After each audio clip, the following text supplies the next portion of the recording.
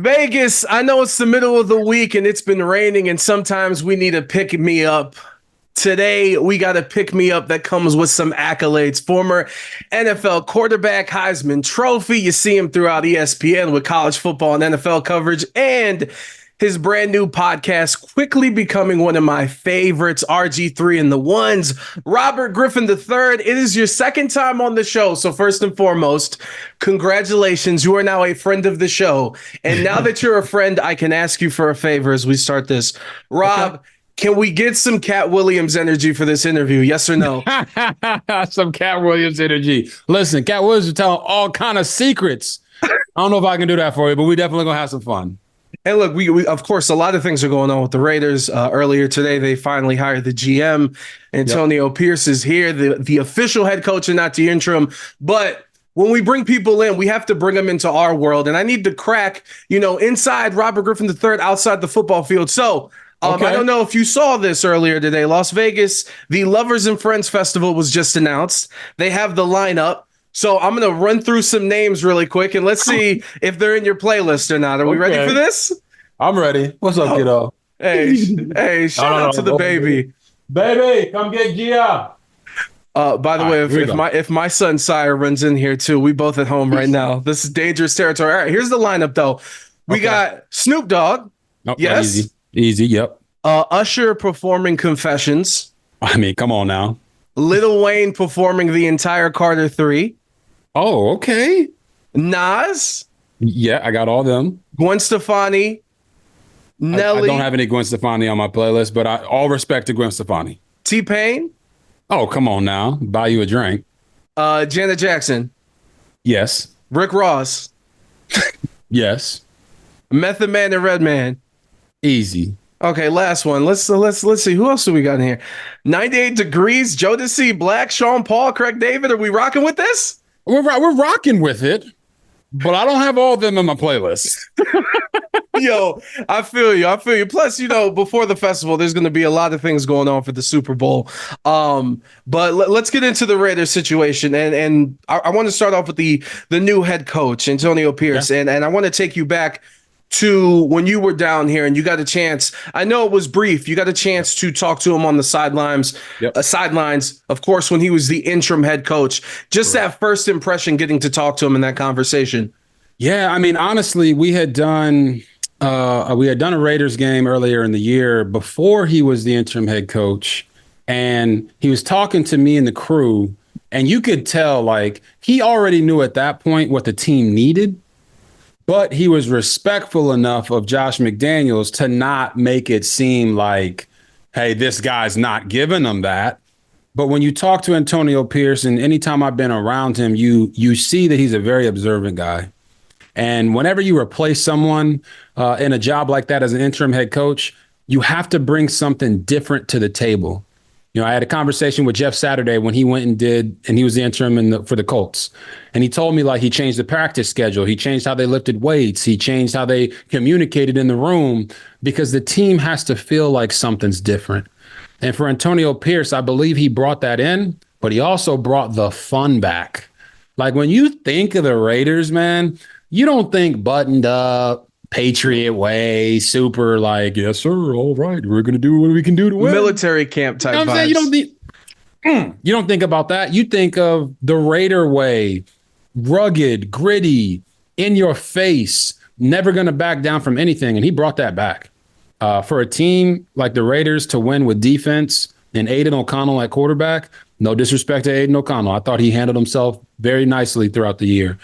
But winning with defense has never really been the method for success in the NFL long term, especially for an interim coach. He did that. That was the most impressive thing. And to me, the thing that I was happiest the most, and obviously the players spoke publicly about what they wanted. But even if you look at recent history with the Raiders, Rich Bisaccia did great when he was the interim, and they went and they decided to go in a different direction. Now for the 23rd head coach in this team's history, it's a kid from Long Beach in a story that could basically end up on Disney Plus in a few years if everything goes right. And this Raiders team, there's pieces here, but there's a lot to figure out. It is a tough division. with a guy in Patrick Mahomes who seemingly can't be beat unless his entire offensive line is injured in the Super Bowl against the Buccaneers. But is this a step in the right direction, in your opinion? Yeah, it is a step in the right direction. And I'll say this, Patrick Mahomes, they might as well name the AFC Championship game after him. Like, he's been to 6 straight of them bad boys. So when you come in as a coach in that division, you are building your team to beat that guy. And the best way to beat that guy is to create pressure on the quarterback. Right now in the postseason, Patrick Mahomes has been sacked 0 times. In the regular season, the Chiefs were 1-3 when he got sacked at least 3 times. So that's always been the method for stopping great QBs. And when your best player, Max Crosby, comes out and says, I'm not going to be here if y'all don't bring back this head coach, Antonio Pierce, that speaks to the level of trust and belief they have in him. So for me, with Antonio Pierce, I don't want to go on a tangent here, but I'm a big believer in being a head coach has nothing to do with going through the ranks. It has nothing to do with being a coordinator in the NFL, a coordinator in college, or a head coach in college. There's no correlation to any of those positions and becoming a successful head coach. So when I look at a guy like Antonio Pierce, the thing that he does best is he gets the team to see his vision of what they should be and make it their identity. There's no way a team like the Raiders should have been able to finish the year the way that they did and almost make the playoffs after the way that they started. So it is a step in the right direction. They got the right guy. Now, I'm going to go ahead. I don't know what your next question is, but I'm going to go ahead and tell you what it needs to be. They got to go get their quarterback. I believe that is Jaden Daniels out of LSU. Pierce recruited him at Arizona State, and I believe Jaden Daniels makes the Raiders a playoff team instantly. His ability to throw the football, run the football, beat them with his mind, hands down, they're a playoff team with Jaden Daniels at quarterback. I asked you at the beginning of this interview to give me some Cat Williams energy, and you just gave me the highlight to put on Instagram. So I appreciate you, my G. But I do want to focus on one thing, though, before we get to the QB, because I think it's fascinating. And you brought up Max Crosby. Yep. I know that we are in the player empowerment era all throughout sports, started by LeBron and the guys in the NBA. But 100%. In the NFL, to see someone come out and call their shot and say, yo, if you guys don't make the right decision, I'm fine. I don't know how much time I have at this level in the NFL, so I'm not going to waste it here, as much as I love this city and as much of a person he is in the community. But beyond that, I think one thing that doesn't get talked about in any sport when you are an organization is that when you don't treat people the right way, that not only sends them, like, for example, if they didn't hire AP, right, and Max Crosby ends up leaving, you're talking about a guy who I just said is in the community, has given, how many snaps did he play this year? And he's not getting talked for Defensive Player of the Year. And you're going to treat him bad. What does that say for the guy on the practice squad? What does that say for free agents? What does that say for dudes being drafted? Anybody on the staff? Like, I think that's so underrated. And I could look at Detroit right now and go back to when Dan Campbell got hired and he's talking about eating kneecaps at his press conference. And everyone's like, it's Detroit and it's a joke. And now they're a game away from the Super Bowl. As a former player and going through all these things, and I know you've had some issues with your former coaches that have happened recently, but could you speak on how important that is truly? No, I mean, how you treat your players is everything. And the coaches that are the most successful are the ones that make their players feel like they're in it with them. Now, when I say that, I'm not saying that every player's coach is that coach. You got to be able to make the guys feel like not only you're out there with them, but they're willing to go hard for you. They don't think they could take advantage of you because you're nice. You don't think anyone's taking advantage of Dan Campbell, do you?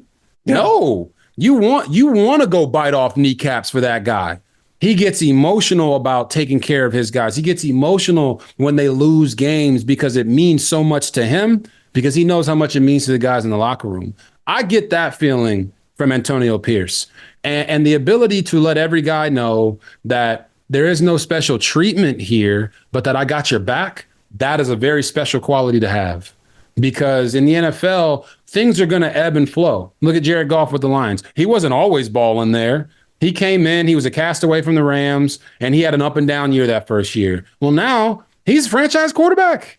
He's going to be the guy for the foreseeable future. Dan Campbell never wavered on Jared Goff. Even recently said, you're good enough for Detroit, right? That to me is the embodiment of what a coach has to be.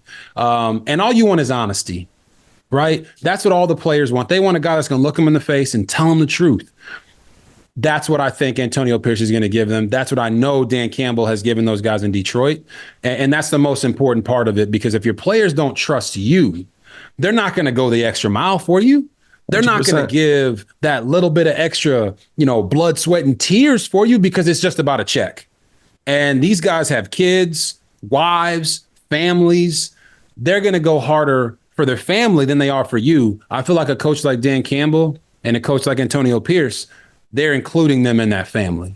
I know the holidays are over. 2024 is here, and we can't forget about grandma hooking you up for Christmas with a lot of cash. And now you need to figure out, well, what am I going to spend it on? I have a suggestion: Zip Chair Gaming. Whether you need furniture for the man cave, the living room, wherever around the house, sofa, couches, they got you. But let me speak to you from my personal experience, and that's where Zip Chair Gaming comes in. They're gaming chairs, best in the business. I spend a lot of hours, whether I'm here at the station in this studio or my studio at home, doing interviews, doing my shows, recording, editing, all of that stuff, gaming, whatever it is, you need to improve your quality of life. Zip Chair can help you. Plus, we live in a world where branding is so important for everybody, right? The customization is amazing. There is nothing like sitting in a chair with your own logo, like you're in the locker room in any pro team.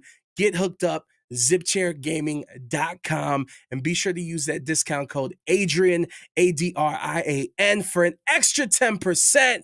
Zip Chair Gaming. Hey, man, it seems like it's a changing of the tide. And before we get into your podcast, because I do really want to talk about that, the news just broke earlier today. Tom Telesco gets hired. Of course, he was with the Chargers. And to me, the part that Raiders fans need to pay attention to is look at his draft history. Keenan Allen, Bosa, Derwin James, just to name a few. We can't name some of the Raiders draft picks of recent past because they're not in the league anymore. No disrespect. Right. For you, your initial reaction to the hiring? My initial reaction to Tom Telesco getting hiring, first of all, I have a great relationship with Tom. He brought me in for a workout many, many years ago when no one else would bring me in, and really believed in who I was. Obviously, they didn't sign me, but when he got fired by the Chargers, I reached out to him. So I think to answer your question, that was my first reaction. Second reaction was, the Raiders are going to hire the guy that AP got fired? Like, he basically got him fired there with the Chargers because of the way that they finished their year. And with Tom, he gave the coach the players. What you do with those players determines how great of a coach you are. So I think that's where Raiders fans should more so look at it. Don't look at the record of the Chargers or how they may have struggled to really put a playoff team on the field. The roster that he built, the draft picks that he had, now it'll be on AP to make sure that those guys are all playing to the best of their ability. And I think Tom Telesco was a great hire. As a quick sidebar, how cold were you in Baltimore last weekend covering that Bills-Ravens game? What? Listen, I tell people this all the time. They're like, yo, what's football weather? It's not -3 or 3 degrees. That ain't football weather. And if you say that's football weather, you ain't never played in those temperatures. Now, as a player, not a problem. When you have to play in a game like that, easy money, adrenaline is pumping. It's the divisional round of the playoffs. It could be week 1, week 5, week 7. You don't care. You're going to go play. But as a broadcaster, shit, I'm not trying to be out there. So I had all the layers I could possibly put on, and it was still cold. I had like winter gloves on, bro. Winter gloves, and I couldn't feel my fingertips. I couldn't feel them. So I saw the clip online of me like scrunched up a little bit. It didn't look like you could move your neck. I'm gonna be honest with you. It was so cold I couldn't move my neck. I'm looking at Scott Van Pelt like, hey, bro, when you send it to me, just let me know. Yeah, say my name because I can't look over. I can't look over. I'm gonna give you the eyes, but I can't turn the neck. But it was so cold. But I know some people say, oh, that's soft. No, it's not soft. It's just being real. You go sit outside in 3-degree temperatures with whatever you got on for 3 hours, you're going to be cold too. Yeah, for hours. Hey, spoken like a true product of the Texas football system. I feel you. 100%. Listen, we don't get cold like that in Texas. Everything's bigger in Texas, but also the temperatures are higher. So 3 degrees with the wind chill? Nah, man, that was not fun. No, I feel you. Well, you speaking of fun, a thing I've had a lot of fun listening to is your new podcast, RG3 and the Ones. And not to go on a tangent, just as a personal sports personality, content creator, like it's been fascinating to see the way the landscape has changed. Not only players controlling their own narrative, but you getting to do these things that are your own. Just talk to me about the experience and how this came to be. Yeah, I mean, the experience has been great. I think more and more you're seeing players take control of their narratives. I wish this had happened. It's 2024. So I wish this had happened 13 years ago. Because I think that a lot of the things that happened in my career maybe wouldn't have happened because of the player empowerment, because of guys having podcasts and being able to speak to some of the issues that are going on. But for me, it was just about creating an environment where I can have conversations with, guys that are currently playing or guys that hadn't played and really fully flesh out those conversations, not the ones that are made for like a 30-second clip or 1-minute clip on ESPN where I work at, but to really dive deep into these issues and have more expounding conversations, essentially creating like a safe space to have those combos and be able to be vulnerable. That's why I was able to tell the story that I was able to tell, because I wasn't sitting on that story about Jay Gruden. He just said something and it was like, you know what? I couldn't say this back then because I was being the good soldier. And I wasn't perfect in DC. None of us are perfect. We all make mistakes, but that was some BS. So I was able to share that in that environment and be able to fully tell that story for, I think it was like 6-7 minutes, whatever it may be. I'm not going to get that time on ESPN. And now it's done, right? Because the whole quote unquote feud was put away by two grown men and you move forward. I don't have anything else to say about that. Straight up. For me, RG3 and the Ones is an opportunity for people to actually come there and get something from some of the greats that have ever played the game, some of the greats that are playing the game, and take that one thing and apply it to their own life so they can become the one. That's always been my goal. I want to give back to people. I want to motivate. Every morning I get up and I send out a tweet of motivation, because that's what it's all about. We all need those reminders. So the show is really my conduit to be able to help people and have great, phenomenal conversations around sports and entertainment. And I would urge all the Raider Nation to check out the Michael Irvin episode that happened a couple weeks ago, too, as you guys really talked about Antonio Pierce there. And we'll close out with this, man. And thank you so much for the time. Another fascinating thing, and your podcast goes with it, is your hustle when it comes to broadcasting. Where does that come from? Yeah, man. Like, I'm 33 years old, right? There's people in this industry that are in their 60s and 70s. Do you think, I don't even know how old Al Michaels is, but do you think Al Michaels is going to run down the field with Dabo Swinney? Hell no. Do you think that Kirk Herbstreit is going to race a Seahawk? No. Like, I want to be able to have fun doing this. Like we talked about, my story. Let me stop for a second. Sports is all about telling stories, right? And telling the stories of the athletes and the coaches and everyone involved the right way.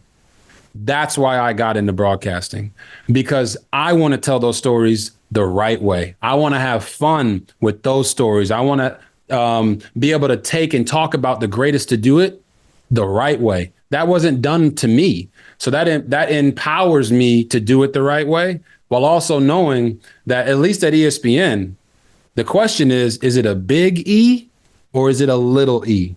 And that's the question that my producer, Kim Belton, my first producer in college football, he asked me that. And I ain't know what he was talking about. I thought he was talking about the actual logo. But the real question was, is it big entertainment or is it little entertainment? And I'm all about being big entertainment, because that's what the game is supposed to be about.